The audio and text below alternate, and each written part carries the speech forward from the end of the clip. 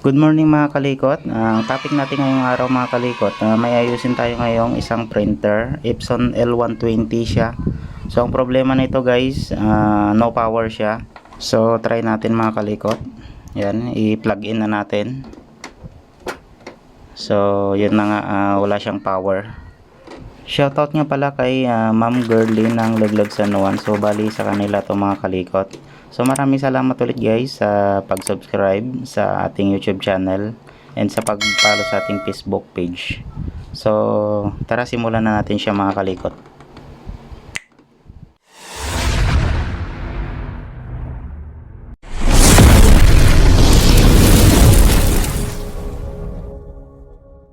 Yan, check muna natin yung kanyang power cord. Yan. So testerin muna natin siya, baka putol.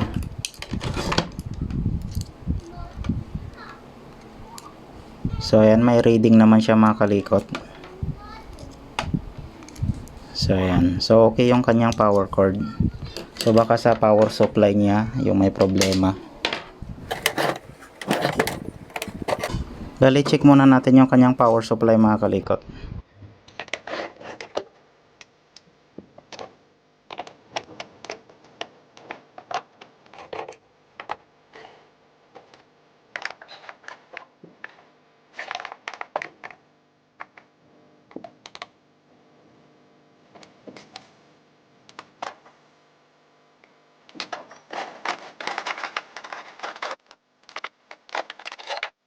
Yun, check natin sa kanyang switch sa mismong power button niya.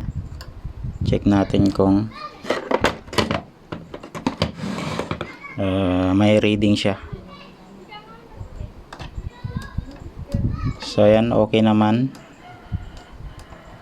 So okay yung switch niya sa power button.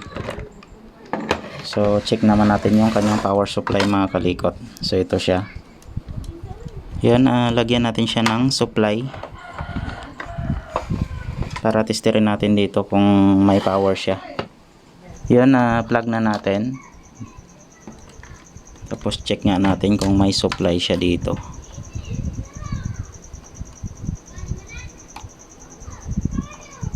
So ayun, parang may sira itong power supply niya mga kalikot.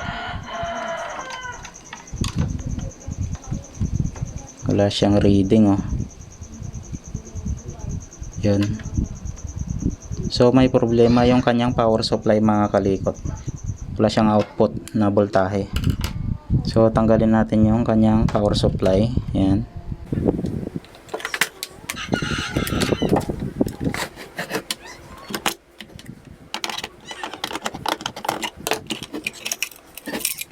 So yan, natanggal na natin yung kanyang power supply.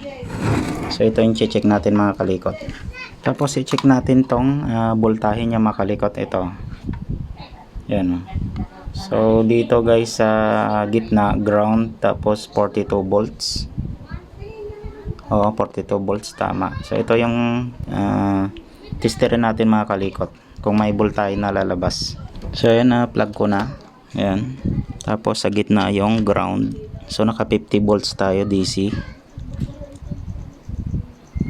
So check natin kung may voltahe. So ayan na nga, wala talaga mga kalikot kahit sa kabila oh. So may problema itong power supply niya mga kalikot. Yan, kaya ko siya binaklas para malinisan na rin natin mga kalikot kasi marami ng mga likabok yung loob niya. Ayan oh. So try natin pakialaman tong power supply niya or buksan na natin siya mga kalikot.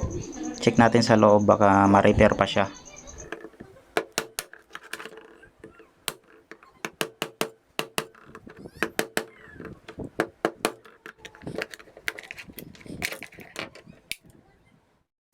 So yan, nabuksan na natin siya mga kalikot. So check natin, baka pwede pa natin siya ma-repair. So yan guys, may problema yung kanyang regulator or yung kanyang MOSFET ito. Yung transistor na yan. So dito may sunog rin sa kanyang piyesa. So bali order pa natin to sa online mga kalikot. Kasi kung bibilan pa natin to ng piyesa, parang mas makamura pa tayo kapag buo na lang yung bibilhin. So update ko na lang kayo guys kapag naka-order na tayo ng bagong power supply niya. So magandang araw sa ating lahat mga kalikot. Much later. Update ulit tayo mga kalikot dito sa ating printer na Epson L120. So may nabili tayo guys na kanyang power supply. So ito yung dati niya. Bali sunog na kasi ito. May shorted na yung kanyang MOSFET. Yan. So guys, repairin natin, bumili na lang tayo ng bago. Yan. So ito na siya mga kalikot, itong bago. Yan. Bago natin ikabit to guys, itong power supply niya, bali linisan muna natin lahat. Kasi tumatagas na rin siya. So linisan ko muna siya mga kalikot.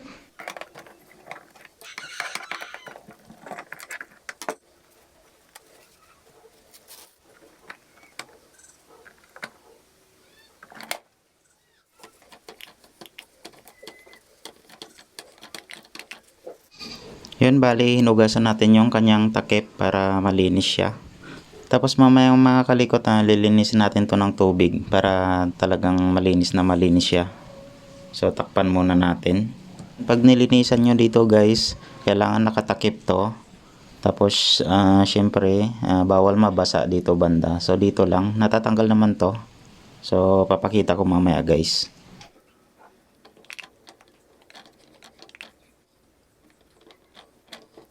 Tapos ito hugasan din natin. Yan, para malinis. A few moments later. So yan, nahugasan na natin siya mga kalikot. Bali punasan lang natin ng tissue. Mas mabilis.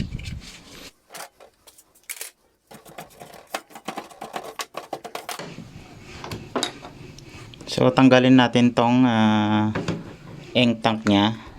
Itong buo. So may screw siya dito, both side.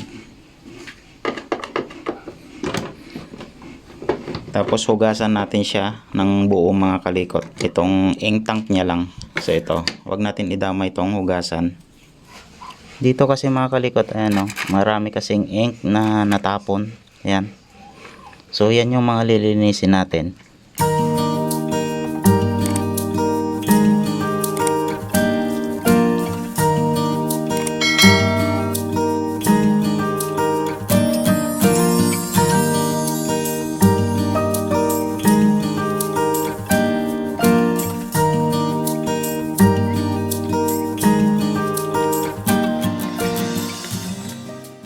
Pwede nyo naman hugasan to mga kalikot, basta secure nyo lang na nakatakip to.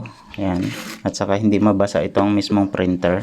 So ito lang yung hugasan natin guys, yung ink tank nya. Buksan natin to guys, tapos check natin sa loob kung may dumi siya or mga excess na dumi or mga papel. Tapos cleaning na rin natin.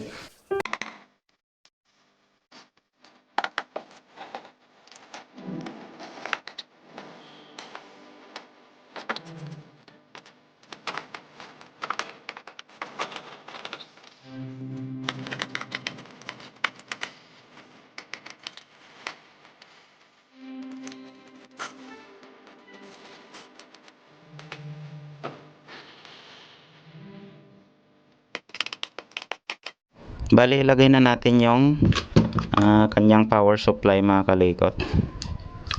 So kung paano nyo siya tinanggal, kailangan tandaan nyo rin para hindi kayo malito kung paano ikabit. So yan.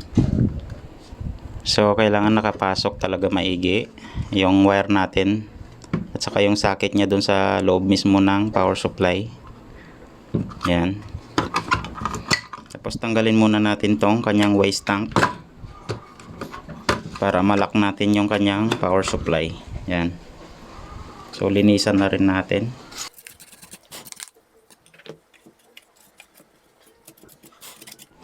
Bali tinanggal ko ulit kasi pinasok ko dito sa butas. Yan. Para mas magandang tignan at saka hindi maipit pag nilak natin to. So yan, nakabit na natin. So check lang natin maigi.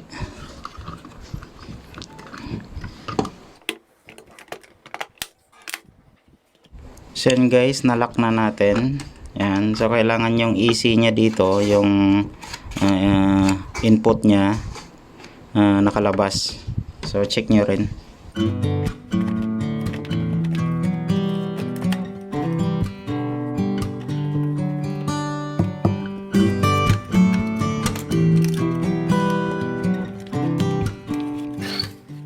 So yan, nalinisan na natin siya maigi.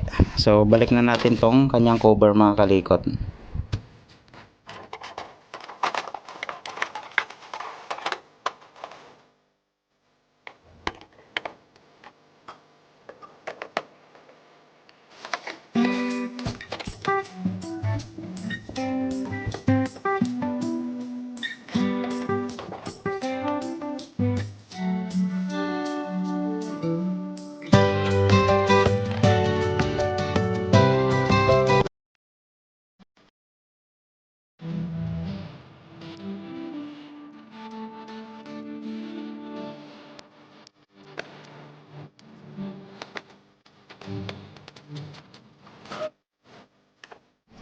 So ayun, try na natin siyang i-plug.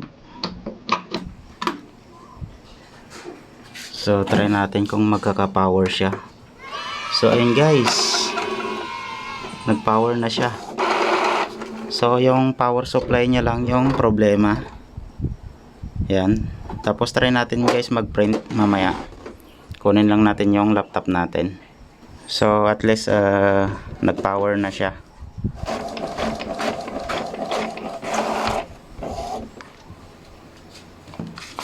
So yun guys, nag-print na siya. So bakit kaya? So try natin ulit isa. So bali nag-heat cleaning tayo mga kalikot. So natapos na siya nag-cleaning. So try natin yung nozzle check niya. Check natin kung kompleto yung mga kulay niya.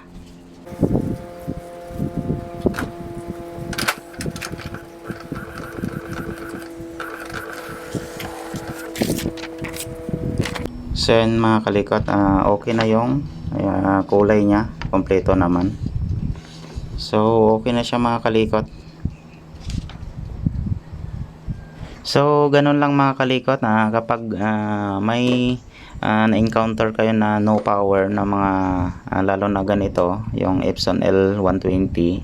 So kung may kakilala naman kayo na mayroong ganitong unit, ganitong model, so kung wala siyang power, try nyo munang humiram ng power supply bago kayo bumili para sigurado talaga yung bibilin natin na pyesa.